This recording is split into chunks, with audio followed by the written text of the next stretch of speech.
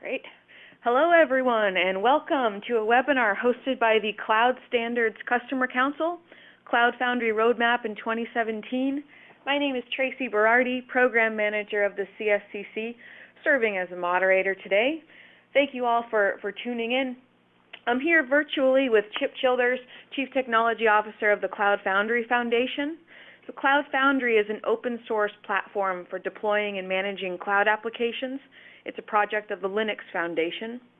So Chip has joined us today to give us a solid overview of what Cloud Foundry is, its various use cases, some updates on the core project, and how you can get involved.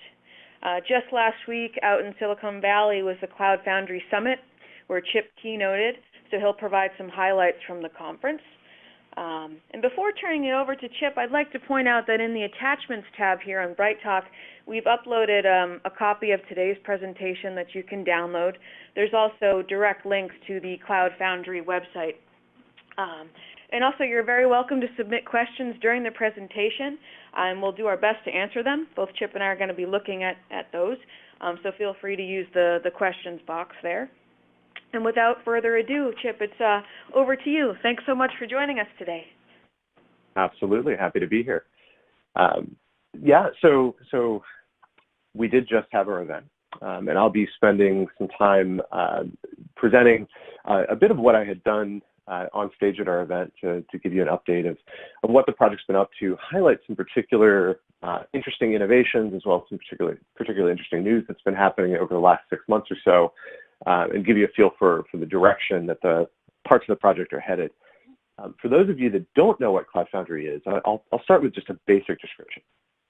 It's an open source project that is software that can be used to create an application platform. The entire goal of our technical community that creates this software is to find a way to help enterprise developers develop, release, and operate code much more easily. So that's our focus. And in doing so, we do that through some direct users of the open source, but predominantly through customers of our downstream distributions. And those, as an example, those downstream distributions include products like Pivotal Cloud Foundry. It also includes services like IBM's Bluemix. SAP has recently made a number of announcements and news around the SAP Cloud Platform, which they're rebuilding a lot of their software to run on top of. So Cloud Foundry is going to start showing up in more and more locations. Right now, it's in place in over 50% of the Fortune 500, and it's really starting to get used at a very large scale. We're at our event last week. We heard quite a lot of amazing stories. Companies like Comcast or Fidelity or Allstate. They're reaching into the thousands of applications that are being deployed into the system. So it's being heavily adopted. Not just showing up in these Fortune 500, Global 2000 companies, but once it shows up, it starts to scale and really organically, a lot of the development teams are attracted to it because of its ease of use. So with that, what I want to do is walk through a little bit of information about the project itself and where we stand. Now, the words enterprise ready are kind of humorous to me because I come from the world of where I was a customer of enterprise software companies, and the joke was that when a salesperson would tell you, hey, this is enterprise ready software, they're doing one of two things. One, just trying to get you to sign to purchase the thing that they were selling you, or two, they were trying to compete with a different competitive software product. But we actually take the notion of enterprise ready very seriously. As an open source community, we are releasing enterprise ready software and a complete platform for adoption, both by our downstream distributions as well as by anyone that's using the open source directly. So when we think about what enterprise ready is, enterprise ready is really 4 key themes for Cloud Foundry. 1, security, and we're going to dig into each one of these a bit further. Second, integrated.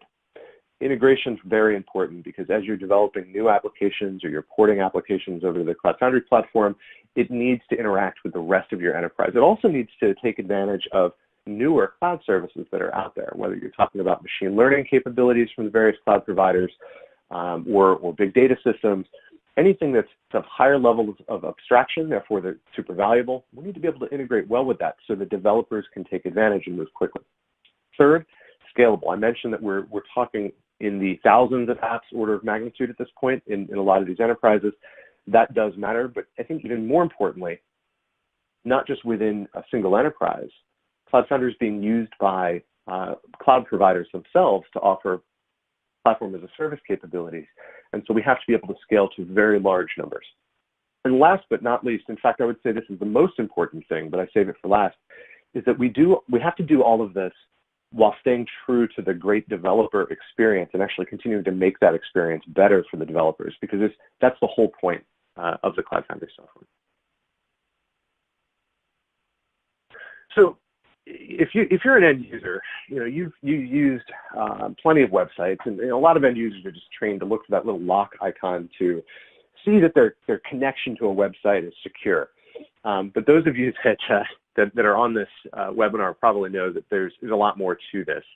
When you're dealing with a platform like Cloud Foundry, or really any platform, you've got a control plane, and there's a lot of communication happening between the components of that control plane. And you start deploying applications, and they're going to talk to each other, and they're going to communicate with parts of the control plane, and that's a lot of communication paths. So our community is really focused on two things.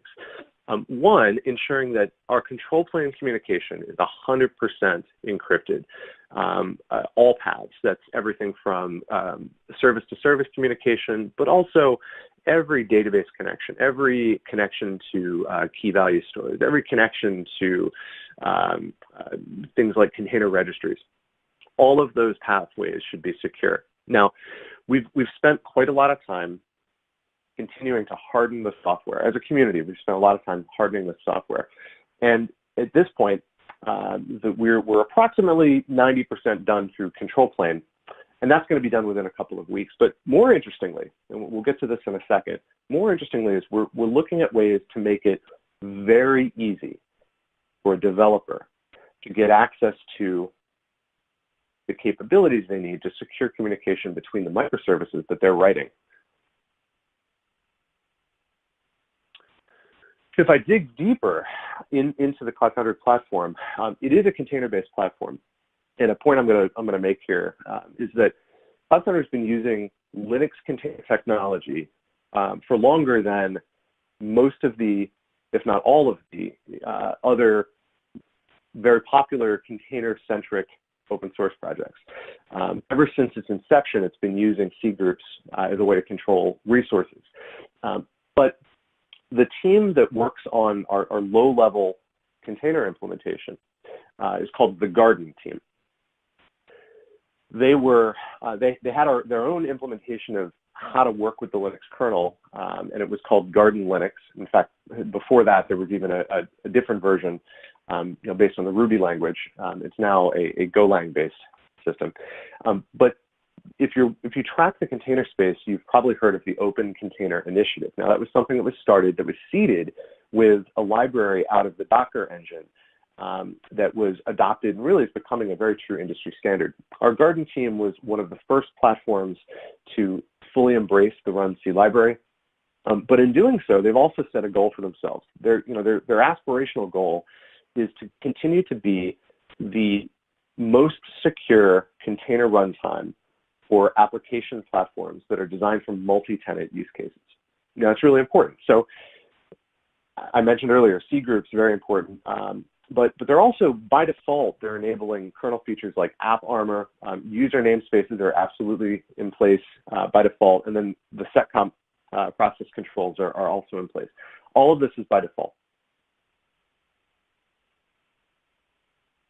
Now let's step back. I mentioned very briefly the idea that we're looking at how do we make the experience of a developer really easy to get access to things like credentials, or to get access to things like certificates to secure communication between the various components. We have a project right now that's what's called an incubating project.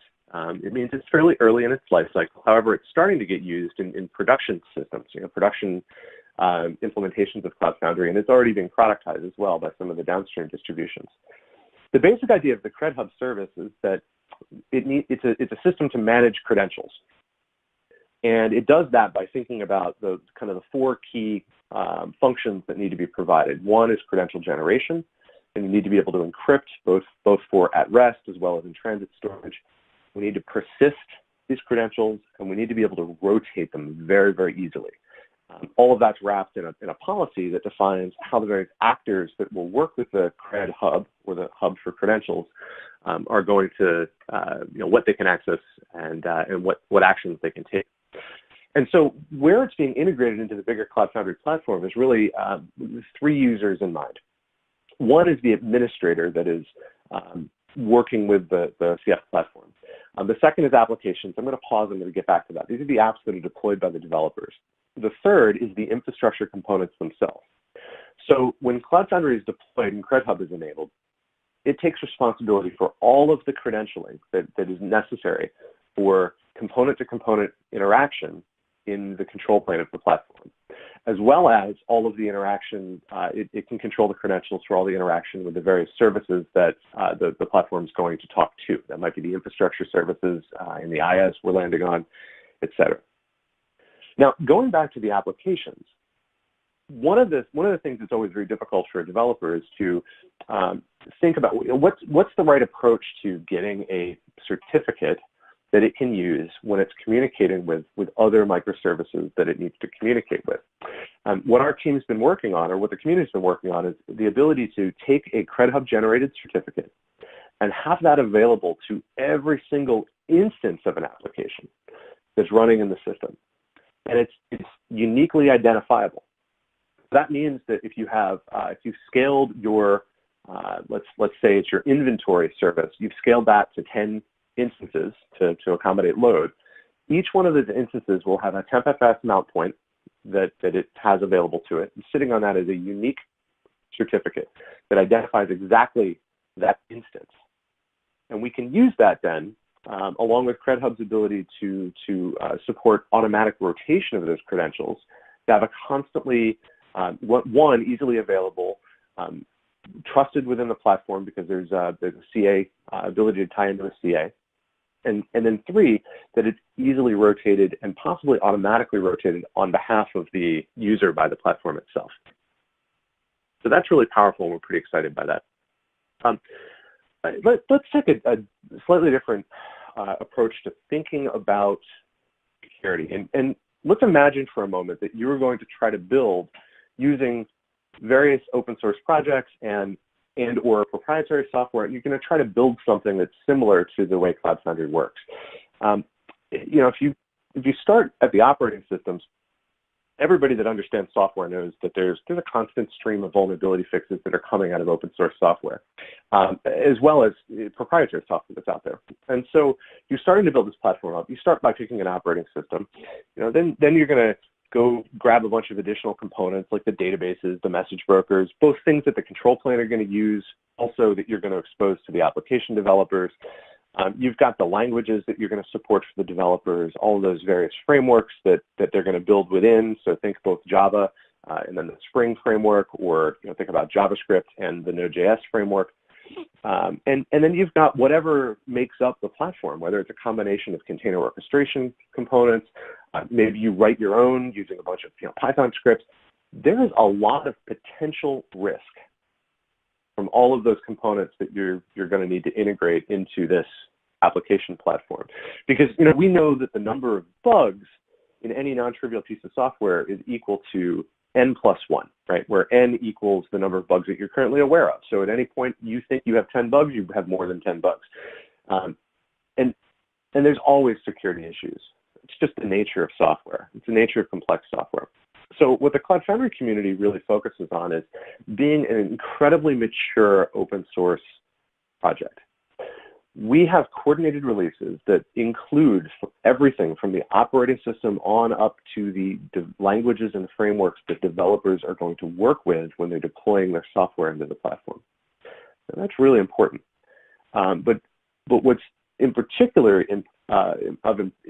importance here is that the projects take responsibility for tracking all of the hundreds of upstream open source projects that we bring together, as well as being incredibly thoughtful about tracking, handling any vulnerability reports that are made directly to us that might be in the software that we've written. And we release at a very high velocity. So this whole complex system, on average, is being released twice a month. That said, sometimes our releases come out in succession very quickly, based on maybe the Ubuntu operating system has multiple releases of critical vulnerabilities. We need to get those out into our ecosystem as fast as possible. So we're able to release at a very high velocity and in a very coordinated way. I'm going to just pause for a moment and use an example organization. So there's a site called cloud.gov. This is a Cloud Foundry-based platform. It was created by a group called 18F. They're part of the U.S. federal government. 18F's whole role in life is to find ways to help the U.S. federal government, all of its agencies, its bureaus, its departments, better use software, better use technology to improve citizen engagement. And so they launched cloud.gov, and they're offering that to a number of various agencies and departments in order to make it easier for them to get software shipped, to iterate faster, to go through their own form of digital transformation, similar to what we're seeing in large organizations, in large corporations. But if you've done any work in the federal government sector, you'll know that in order to actually offer services to government agencies, you have to get what's called a FedRAMP authorization. And that's really an important step. FedRAMP authorization requires that any service or product undergo a very in-depth review of its controls, of its actual security posture, of the processes wrapped around it in order to ensure integrity of the data that goes in, as well as ensure the security of the system. And the team at 18F managed to get the FedRAMP authorization for their cloud.gov service in February of this year. That's February of 2017. Huge effort. Two big things to point out about that. One, it's the first fully open source service that's received a FedRAMP authorization. Second, they did it in an incredibly transparent way. So if you are in a completely different industry and federal government regulations, US federal government regulations are of no interest, you could still go find out how they approached getting FedRAMP authorization and learn a lot, because most of the controls that are described by the federal government are very similar to what you might see in other industries, financial services, insurance, even manufacturing, healthcare. Very similar controls are in place. So they did it in a very transparent way. So we as a larger ecosystem have an opportunity to learn from them. Transitioning to scale, I'll point out that late last year, we went through a transition from an older architecture, it was called the DEA architecture, to our newer Diego architecture. And in order to have that Diego architecture reach its 1.0 milestone, we had a scaling target of 250,000 application instances being deployed in a single CF cluster.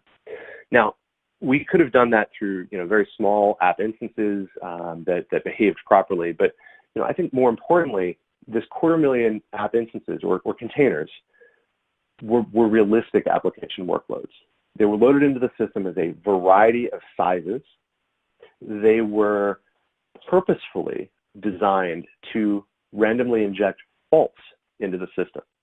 Because when a developer pushes code into Cloud Foundry, their code might have bugs in it, and that might create an unhealthy application instance. So our scale testing included app instances shutting themselves down to ensure that the health monitoring and recovery part of the system continued to operate. The other thing that this realistic scale testing did for us was it opened up opportunities where we could continue to improve performance and scaling in parts of the system that are in the data path between a user of an application flowing down to the code that the developer wrote. One of the key components in that data path is our routing tier. This is what brings traffic in. It's aware of where all the containers running the application are. It spreads the load across at those. And so our routing tier is really important to the scale and performance of the system. Just as one example release to demonstrate some of the improvement that particular component has, we benchmarked it. And what we found is at the 5 millisecond of latency, we were getting a throughput request per second of just about 1,000 requests per second. Now, this is just one instance of the routing tier. Now, their focus as a project team on performance ended up resulting in the next release having a 3x improvement at that 5 millisecond latency bar. It's amazing improvement just as a one release, but I think more importantly is the maturity now of that open source project team.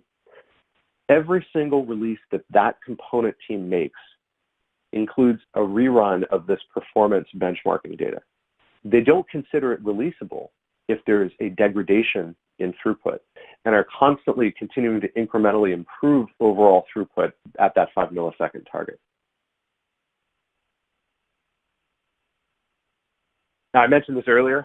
This is a slide that has kind of an entertaining picture on it. Our DEA architecture is no longer. This was an image that the project team had up on a countdown website where they got the opportunity to watch until the 6 months worth of long-term support approached expiration for that older architecture. So two key things to think about here. One, the older DEA architecture, if you're using Cloud Foundry and you're on that older architecture, it is time to make sure you've transitioned to the Diego architecture. If you're using a commercial distribution or commercial service of Cloud Foundry, it's very likely that they have already upgraded, although you should feel free to ask, because that older architecture is completely end of life. It's receiving no more security updates, no more bug fixes. It's been moved into read-only mode, and we're completely transitioned over to the Diego architecture. The second thing, though, is that I want to highlight the maturity of this open source community. The first production deployments of the Diego architecture was over a year ago. That Diego architecture was starting to get used, but they had a scale target.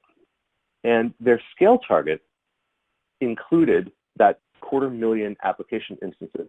So it took them about 6 months to get the whole system to that scale.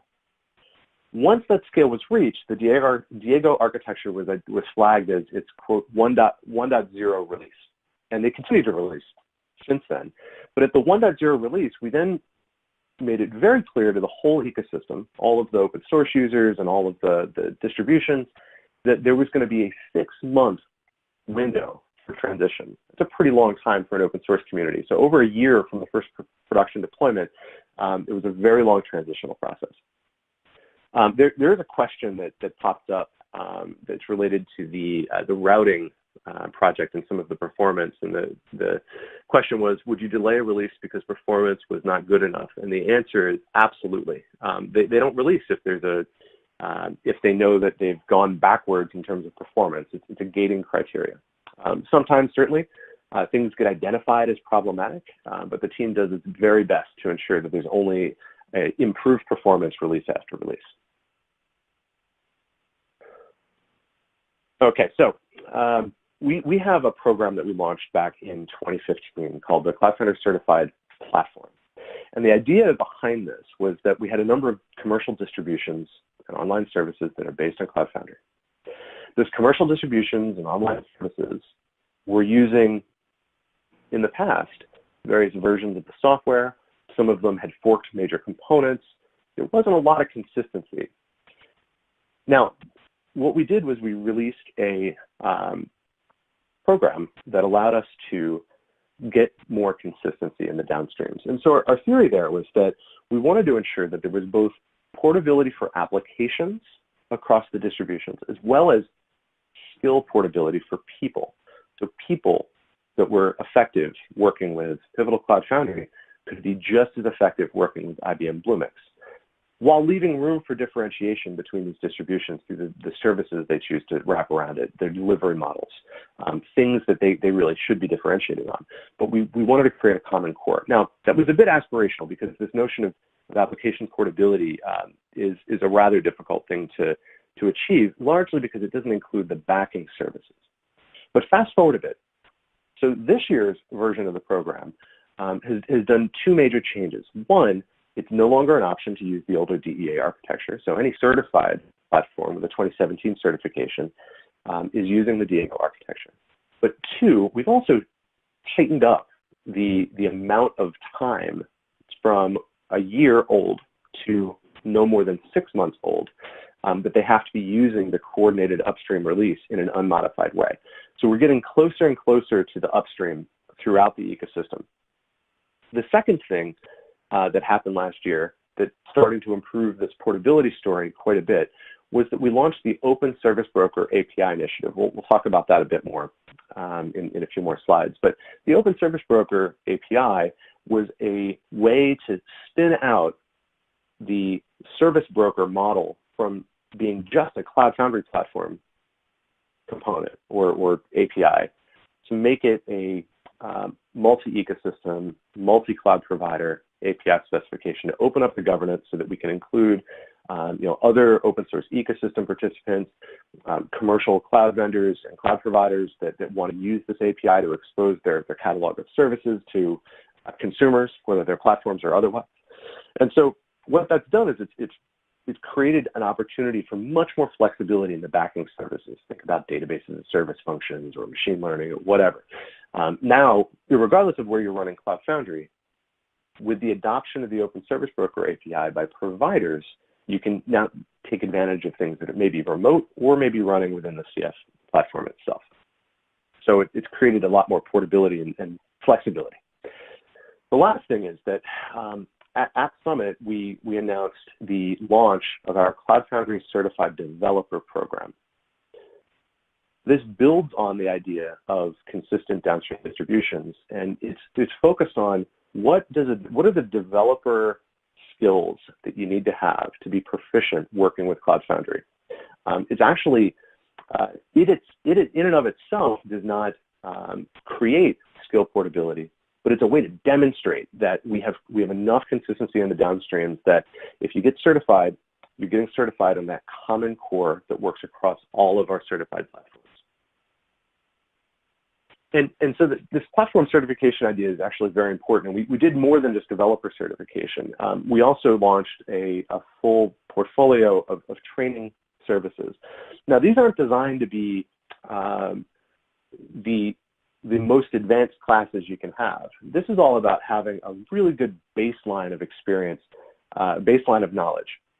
So we've been running one-day summit classes or classes at our events. That's been happening for a couple of years. But more importantly, we launched a thing called a course called Introduction to Cloud Foundry. That's been put up on a platform called edX, so it's edX.org. That class sits next to material from universities like MIT, Stanford, Harvard, so it's in great company there. We also have a much more in-depth and a deeper class called Cloud Foundry for Developers. You can think of this class plus some hands-on practical experience as being the background that you need in order to get that Cloud Foundry Certified Developer certification. The last point I'll make here is that we also started up an authorized training partner program, and there's really two types. There's a number of partners who are just focused on education, technical education in the market or technical education of their teams if they're a systems integrator. But it's also something that's being adopted by our downstream distributions as sort of the step one in the learning journey. And they can build on top of it with their specific capabilities that differentiate them from the others. So we launched this last week, but we did a bit of a soft launch leading up to our summit. And we're very excited to say that we've had over 5,000, actually at this point it's about 5,500 just in the last week alone. Developers have been educated through one of our training programs. So that if you're looking for a way to get more experience and knowledge about Cloud Foundry, we offer a lot of options for that today. So now let's transition to a bit more of a conversation around innovation and Cloud Foundry's interaction with other open source ecosystem projects. So I mentioned the Open Service Broker API already. That's really been elevated to a cross-platform project, including the fact that the Kubernetes ecosystem has embraced it in their service catalog efforts. We're seeing cloud providers like Microsoft and Google adopt that API and start authoring and exposing their services using it. So a lot of power in that. I also already mentioned the Open Container Initiative with our very early adoption of the runc library. We're actively exploring the adoption of the Open Container Image format specification. But there's other work that's happening over in the Cloud Native Computing Foundation, or CNCF. First, there's effort around what's called CNI, or the Container Networking Interface. I'll come back to that in a second. Then there's Open Tracing, which is a distributed tracing API spec that's implemented by things like the Zipkin system.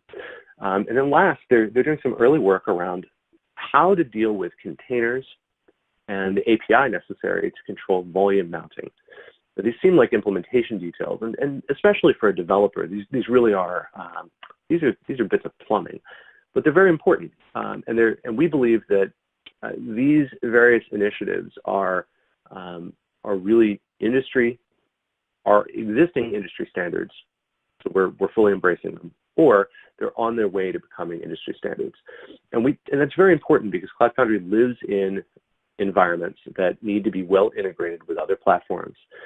We need to have the ability to tie into a lot of the innovation that's happening in the networking space, a lot of the innovation that's happening in the storage space, and then with Open Tracing, a lot of the distributed tracing systems that are out there. So I'll pause briefly and come back to this whole notion of the container networking interface. Within the Cloud Foundry project, we have a team that's working on a capability called container-to-container networking. This is the idea that as a developer, I want to be able to describe communication that I want to allow between different microservices. And when describing that, I want to do it in the simplest way possible.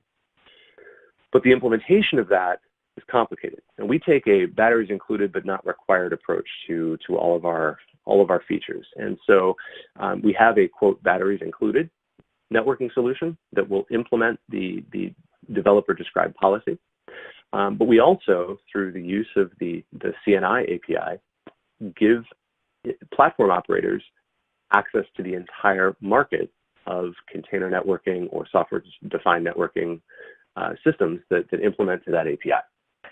Now, last Friday, 2 Fridays ago, right before our summit, that project within the Cloud Foundry Foundation, our container-to-container networking project, released its 1.0 release.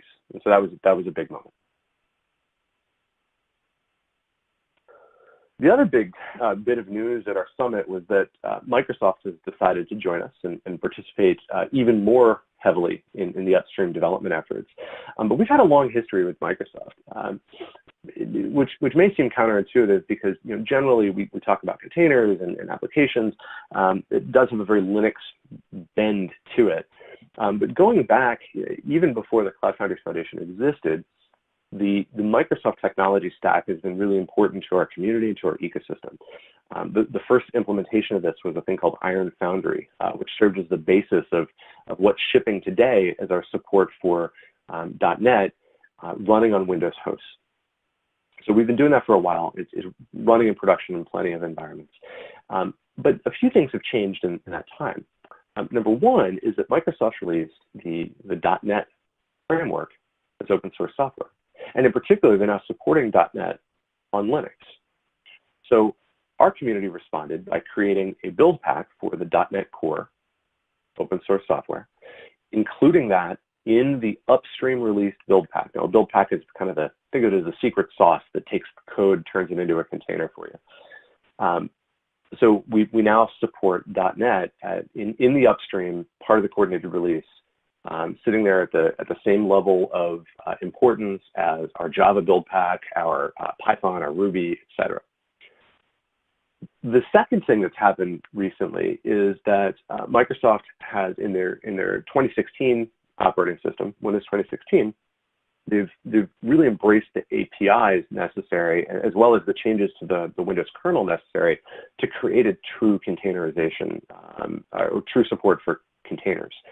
And so our team right now is working very actively on how do we now support the Windows 2016 container technology. It's true container support.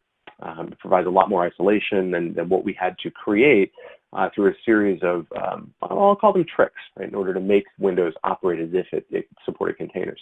So we're very excited by that. And the last bit of news is that BOSH, our operational platform layer, this is the layer that is an incredibly powerful operational tool. It now can do the same thing that it does with Linux-based hosts.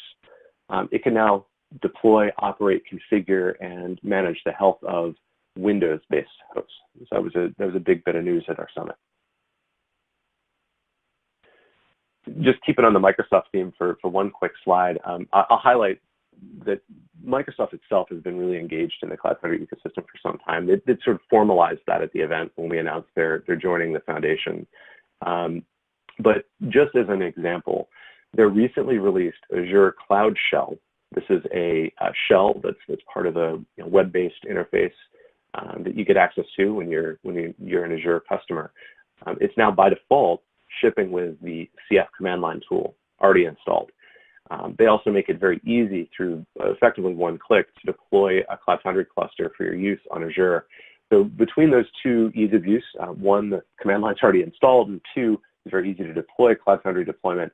Azure is looking like a very attractive place for Cloud Foundry users. The next thing I want to talk about, this is highlighting something that's organically been created by the community. It was created outside of our traditional product managed and planned roadmap. When you talk to an enterprise developer, for those of you that are a developer or maybe used to be a developer, there's something that's really important about this concept of flow, right? Once you start writing code, you're kind of running your local unit tests. That local experience is really, really important. And admittedly, that was a gap for Cloud Foundry because Cloud Foundry is a complex distributed system designed to support production grade deployments of your applications, as well as, of course, developer and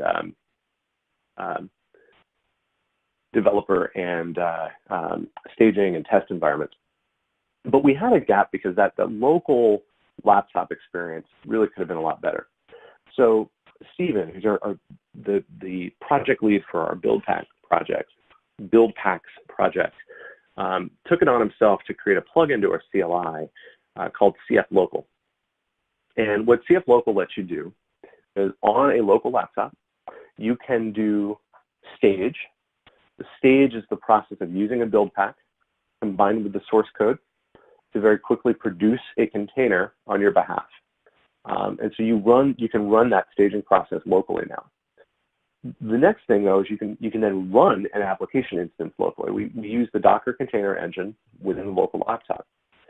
But when you're running an app, one of the big gaps that you've got, because you could always run software locally, regardless of having a container engine to run it on, what's really important here is that the CF Local experience makes the application feel like, based on the environment variables that are provided to it, like it's running in a larger Cloud Foundry platform. And think about backing services, things like databases. So a user of CF Local has two options. They can run a local database and then tell CF Local about it, so it looks and feels like a normal Cloud Foundry provisioned and managed through that Open Service Broker API database. Or you can actually proxy into a larger Cloud Foundry environment and make use of service instances that have been deployed for you there. The last thing is that you can take the application that you've staged locally and you can push it into that bigger Cloud Foundry cloud. Or you can pull images of code that's already been shipped and built. You can pull that out of the Cloud Foundry environment. So a lot more flexibility for local development, that local experience. We expect big things from this project. Again, it was a bit of it organically created by one member of our community, but there's a ton of interest after we shared this. So I expect really big things out of this project. Next thing I'll point to is I mentioned Bosch earlier, but Bosch is now over 5 years old. Kind of happy belated birthday to Bosch. It's gone through a lot of change, especially in the last year. A set of features that have dramatically decreased some of the YAML file editing that's had to happen to make use of the Bosch platform. So its ease of use is continuing to become easier and easier, and all of its power is now being unlocked for people that may have steered away from it in the past. So it's becoming a lot easier to use. And as an example of that, we also announced a project entering the Cloud Foundry Foundation that's called Kubo, K-U-B-O.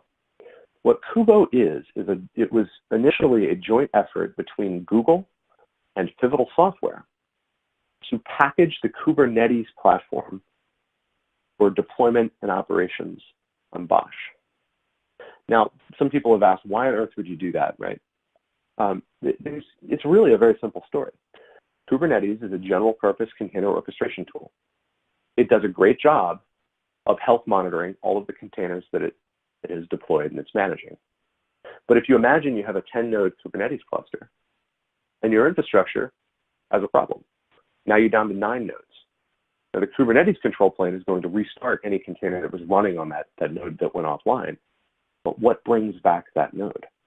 That's the power of Bosch. Bosch will handle that for you. And so the Kubo project is super exciting.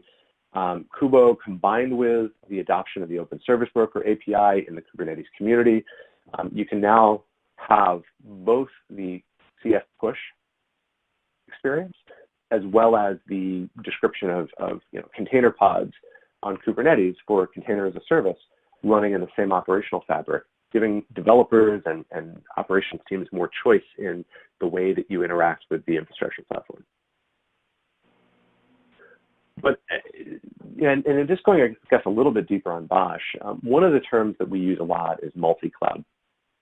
And this idea of multi-cloud is born from the hard reality that enterprise infrastructure is not going to be simple. It's not going to be deployed just on one system, one solution. Right? We have existing platforms that are in place. There's kind of a joke that what is legacy software? Well, it's any software that you've put into production in the past, right? And that could be as late as yesterday.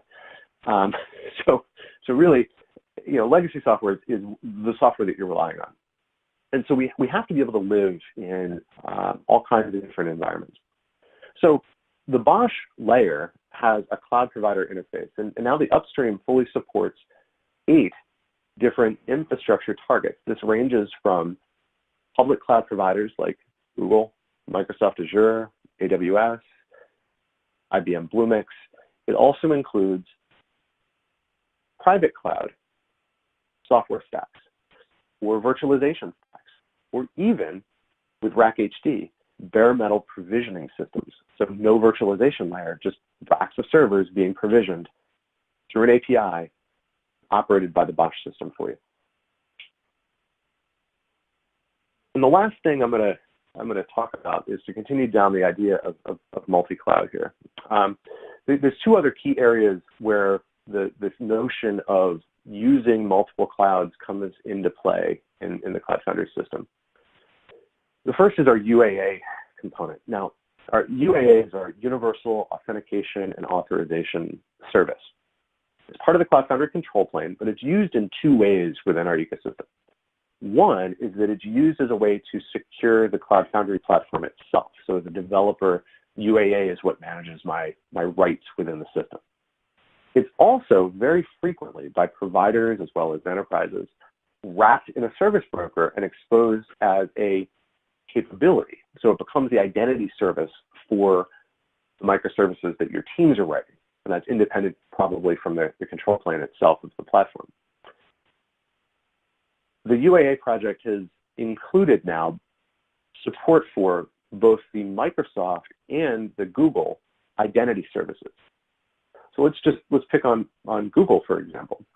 If your organization has adopted the Google Apps platform for email, collaboration, etc., you can now very easily support use of that Google Apps infrastructure as your source of identity for directly interacting with Cloud Foundry, or you could use UAA in a way that allows your developers to tie into the Google Apps identity system. It makes it very easy for everyone. So that's another example of more identity providers coming from the different cloud providers, coming from the different on-prem infrastructure services, all of them brought together to support a common identity scheme. The second, and this is the last time, but it's important. Last time I'll mention the Open Service Broker API because I've now done it 3 times. This is incredibly important. And what we're seeing in the public cloud provider space, in particular, I'll highlight IBM, Google, and Microsoft, is that they have taken the time to build service broker services, a service broker implementation that exposes all of the very interesting and powerful cloud capabilities that they offer to any user of Cloud Foundry. You just bring in the service broker implementation and you tie it into your Cloud Foundry system. It gets added to the marketplace. Now developers can make use of it. That's really powerful. It's created a lot more fluidity. And this initiative to run the API spec evolution in a multi-ecosystem way is really bearing a lot of fruit.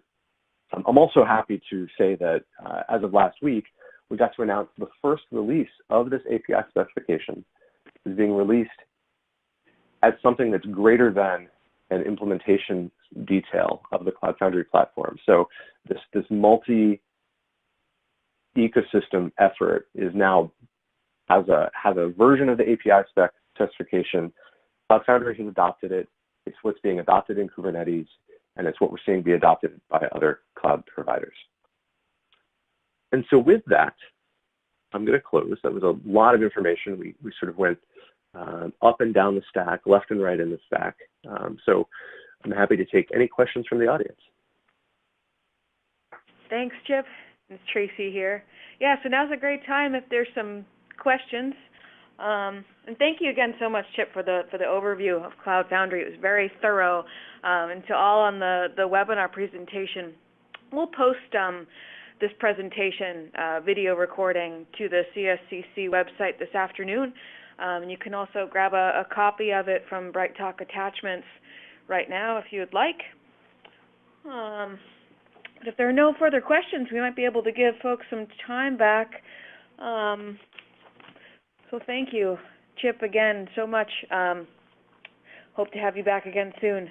And everybody on the call, have a great rest of the day. Thanks so much.